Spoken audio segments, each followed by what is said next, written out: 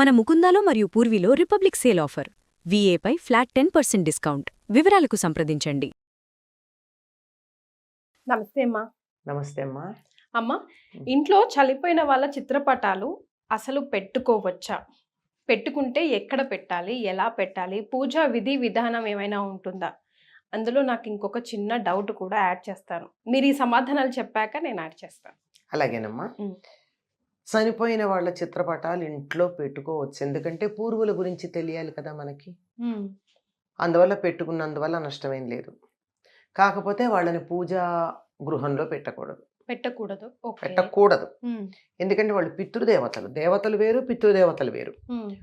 పితృదేవతలు కనుక వాళ్ళని పూజా గృహంలో కాకుండా ఇంట్లో ఎక్కడన్నా పెట్టుకోవచ్చు.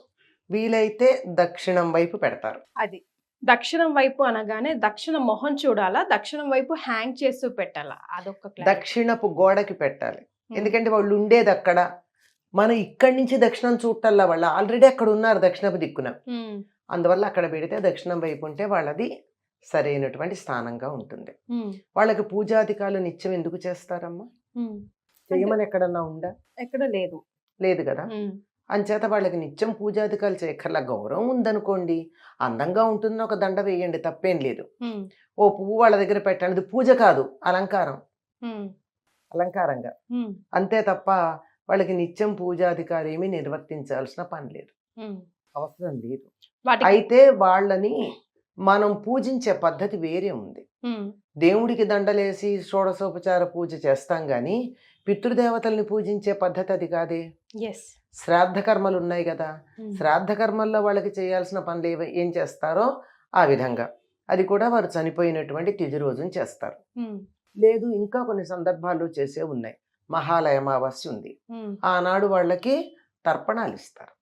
అంటే కొంతమంది శాస్త్రోక్తంగా చేయాలనుకుంటే పురోహితుడిని పిలిచి తద్దినం పెట్టించినంత స్థాయిలో చేస్తారు.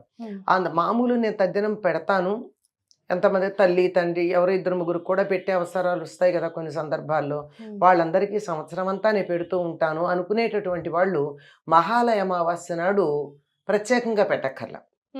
ఎవ్వరికి పెట్టనటువంటి వాళ్ళు మహాలయ అమావాస్య నాడు పెడతారు నేను. అయితే ఆ రోజు తప్పనిసరిగా అమావాస్య అనేది పితృతిథి కనుక, పితృదేవతలకు సంబంధించింది కనుక ఆనాడు వాళ్ళకి తర్పణాలు ఇవ్వడం, వీలైతే నువ్వులు వదిలిపెట్టడం ఇలాంటివి చేస్తారు. అది కూడా మధ్యాహ్న సమయంలో చేస్తారు. అంతే తప్ప వాళ్ళకి మనం దేవతలకి చేసినట్టుగా పూజాధికాలు చేయం. అందుకే పూలదండ వేస్తే గౌరవాన్ని సూచించటానికి వేయడమే తప్ప వేయాలని నియమం కూడా లేదు అని చెప్పి అపరకర్మలు చేసేటటువంటి వాళ్ళు చెప్పినటువంటి మాట. రైట్. అయితే ఇక్కడ కాంట్రవర్సీ ఎందుకు వచ్చింది అని అంటే, ఇప్పుడు ఆడపిల్లలకి గోత్రనామాలు చేంజ్ అవుతాయి. మరి వాళ్ళ తల్లిదండ్రులు ఒకవేళ కాలం చేస్తే కనుక వాళ్ళ చిత్రపటాలు తెచ్చుకొని ఈ ఆడపిల్ల ఇంట్లో పెట్టుకోవచ్చా, పెట్టుకొని పూజలు అవి చేసుకోవచ్చా? పూజలు అంటే ఇలా తర్పణాలు ఇవి చేయడం, తర్పణాలు ఆడపిల్లలు ఇవ్వడం మన సంప్రదాయంలో లేదు. శాస్త్రం కాదనలా, సంప్రదాయం వేరు శాస్త్రం వేరు. అంచేత సంప్రదాయంలో లేదు గనక ఇవ్వరు. లేదు కొడుకులు లేరునుకో అప్పుడు ఈ అమ్మాయి ఇవ్వాల్సి ఉంటుంది. లేదు ప్రతిమావాస్యకి ప్రతి సందర్భానికి బ్రాహ్మణుడిని పిలిచి అక్కడ చేస్తామనుకున్నప్పుడు తద్దినాలు పెట్టేటప్పుడు ఎట్లాగో ఎవరితోన్న కర్తవ్యం ఎవరి మీద వేస్తే వాడు చేస్తారు. దౌహిత్రుడు ఉంటే ఈ అమ్మాయి కొడుకున్నాడు అనుకోండి, కొడుకు మీద కర్తవ్యం వేస్తే ఆ కొడుకు చేస్తాడు. ఆ పిల్లవాడు చిన్నవాడు కానీ విదేశాల్లో ఉండి చదువుకునేవాడు కానీ అయినట్టయితే అతడి పేరు మీద ఇంకోళ్ళు చేస్తారు. ఇట్లా ఉంటుంది. కానీ నిత్యం దీపాలు పెట్టుకోవడాలు, నైవేద్యాలు పెట్టడాలు ఉండవు. పితృదేవత ఫోటోలకి ఇంట్లో ఫోటో పెట్టుకోవచ్చు, ఎందుకు పెట్టుకోకూడదమ్మా? కన్న తండ్రి ఫోటో పెట్టుకోవడానికి అభ్యంతరం ఏమిటి? అభ్యంతరం ఏముంది? ఎవరు చెప్తారు నీ కన్న తండ్రి ఫోటో నువ్వు ఇంట్లో పెట్టుకోకూడదని? ఎంత వయసు వచ్చినా, 70 ఏళ్ళు వచ్చినా, 80 ఏళ్ళు వచ్చినా అప్లికేషన్ ఫారం రాస్తే నీ పేరు రాశాక ఫాదర్ నేమ్ రాస్తున్నామా లేదా? పెళ్ళైన తర్వాత ఫాదర్ నేమ్ రాయొద్దు అని ఎవరేం చెప్పరే. కావాలంటే wife of so and so అని రాస్తారు కానీ ఫాదర్ నేమ్ చెప్పకుండా ఉండరు కదా. ఫాదర్ నేము మదర్ నేము తప్పకుండా చెప్తున్నాం కదా. వాళ్ళు ఈ శరీరాన్ని ఇచ్చారు, శరీర సంబంధం తల్లిదండ్రులతో బిడ్డలకి ఎప్పుడు ఉంటుంది. అది ఆడపిల్ల అయినా ఉంటుంది, మగ పిల్లవాడైనా ఉంటుంది. దాన్ని కాదనగలిగిన వాళ్ళు ఎవరున్నారు? గోత్రనామాలు మారాయి కదా, అట్లా మీ తండ్రి ఫోటో తెచ్చుకోవచ్చో తెచ్చుకోకూడదు ఒక అనుమానం. ఇందుకోసమే అలా జరిగిందేమో, లేదంటే ఇప్పుడు తెలంగాణ సంప్రదాయంలో గుండ్రు బొట్టు పొడు బొట్టు అని ఉంటుంది కదమ్మా, వాళ్ళదొకటి మనదొకటి అలా కలపొచ్చో లేదో అలా. ఇప్పుడు గోత్రనామాలు మారినంత మాత్రాన వేరే వాడి ఫోటోలు పెట్టుకోకూడదని లేదు కదమ్మా. దేశ నాయకుల ఫోటోలు పెడుతున్నాం, వాడు మన గోత్రమా పాడా? మరే వాడు దేవుడని, రాముడు అంటే దేవుడని ఒప్పుకున్నాం. అదే కానీ మనకి దేశ నాయకుల ఫోటోలు పెట్టుకుంటున్నాము, సెలబ్రిటీల ఫోటోలు, పిల్లలైతే క్రికెటర్లను పెట్టుకుంటున్నారు, మరొకళ్ళు అయితే సినిమా స్టార్లను పెట్టుకుంటున్నారు. ఆ ఫోటోలు పెట్టుకుంటుంటే అభ్యంతరం లేనప్పుడు తండ్రి ఫోటో పెట్టుకుంటే వచ్చింది ఏమిటి సమస్య? లేనిపోంది ఏదో ఒక మాట చెప్తూ ఉంటారు, కోడిగుడ్డు కీకలు పీకడం అని ఒక మాట ఉంది. అందులో గుడ్డులోంచి బిడ్డ బయటికి రాలేదు, పక్షి పిల్ల, దాని నుంచి ఈకలు తీస్తున్నట్ట. అట్లా ఉంటాయి ఇవన్నీను. లేనటువంటి దాని గురించి మాట్లాడడం అనేది.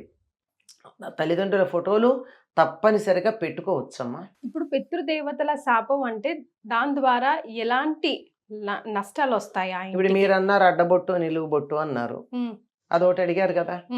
అడ్డబొట్టు అంటే అడ్డబొట్టు కదా, గుండ్రని బొట్టు అన్నారు. గుండ్రని బొట్టు అంటే స్మార్తులు, నిలువు బొట్టు పెట్టుకునే వాళ్ళు వైష్ణవులు.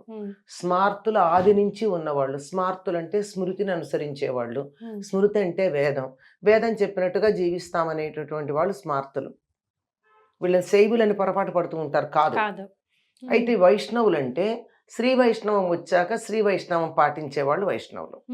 వాళ్ళు నిలువు బొట్టు పెట్టుకుంటారు. దానికి దీనికి సంబంధం ఏమిటి? ఇద్దరు ఒకే సామాజిక వర్గానికి చెందిన వాళ్ళే అయి ఉంటారు. ఈ తేడాలు వచ్చాయంటే సామాజిక వర్గాలు మారిన చోట అసలు ఈ సమస్య లేదుగా. ఏమ్మా, ఇప్పుడు సామాజిక వర్గం అనే పదాన్ని మామూలుగా అర్థం కావాలంటే కులమో ఏదో చెప్పుకుంటాం. ఇప్పుడు కుల భేదాలు లేవని అన్ని కులాల వాళ్ళు పెళ్ళిళ్ళు చేసుకుంటూ ఉంటే, వాళ్లే చేసుకుంటూ ఉంటే బొట్లడ్డం ఏమిటమ్మా?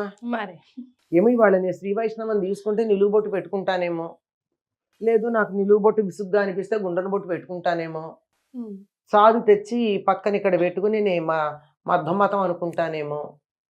ఏముందానికి? అసలు తీసేస్తున్న వాళ్ళు ఎంతమంది లేరు?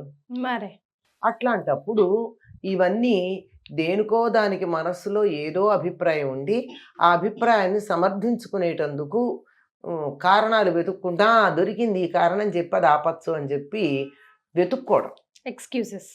అది అంతే తప్ప మరొకటి కారణం కాదమ్మా. రైట్. ఇందాక నేను అడిగిన ప్రశ్న అమ్మా, లైక్ పితృశాపం, ఆ ఇంటి ఎందుకు అభివృద్ధి రాదు, ఎలాంటి లోపాలు కనిపిస్తూ ఉంటాయి ఒకవేళ ఆ ఇంటికి పితృశాపం ఉంటే? పితృదోషం అని అంటాము. పితృదోషం అంటే తద్దినాలు అవి పెట్టకపోవడం. పితృదేవతలు అంటే ఒక్క నా తండ్రి పితృ అంటే మరి అమ్మ కూడా అందులో ఉంది కదా, నాన్న పేరులో. దాని పితృదోషం అని ఎందుకంటారు అమ్మ కూడా ఉంటే? ఈ ఆడ మగ తేడాలన్నీ శరీరానికే. ఒక్కసారి ఈ జీవుడు ఇందులోంచి బయటికి వెళ్ళాక పితృదేవతల్లో భాగమైపోతాడు. అందువల్ల పితృదేవతలు అంటే మన అమ్మ నాన్నే కాకుండా మొత్తం ఈ జీన్స్ అని ఏదైతే చెప్తూ ఉన్నారో, ఒక వంశానికి సంబంధించిన లక్షణాలను క్యారీ చేసి ఇవన్నీ కూడా వాళ్ళు ఆ పితృదేవతలుగా పరిగణించబడతారు. వాళ్ళ పట్ల అపచారం చేయడం అంటే రెండు రకాలుగా చేయడం ఉంటుంది. ఒకటి సంతానాన్ని పొందకపోవడం. మనకి శరీరం రావడానికి తల్లిదండ్రులు కృషి చేస్తే కదా వచ్చింది ఈ శరీరం. మరి నేను ఈ శరీరం పొందిన తర్వాత నేను వాళ్ళకి చేయగలిగినటువంటి ప్రత్యుపకారం ఏమిటంటే నేను కూడా మరో శరీరం కలగడానికి కారణమయ్యి, అంటే సంతానాన్ని పొందడం, బతికుండగా తల్లిదండ్రుల్ని చూసుకోవడం, వాళ్ళు శరీరం వదిలేక వారికి అపరకర్మలు చేయడం. ఈ మూడింట్లో ఏది చేయకపోయినా పితృదోషం తగులుతుంది. దానివల్ల ఫలితం ఏమిటంటే సంతానం ఉండదు. మెయిన్ గా సంతానం మీద ఎఫెక్ట్ పడుతుంది. సంతానం ఉండదు. ఒకవేళ పొరపాటున అప్పటికే ఉంటే వాడు సభ్యంగా ఉండరు. Right. Thank you so much అమ్మా. నమస్తే.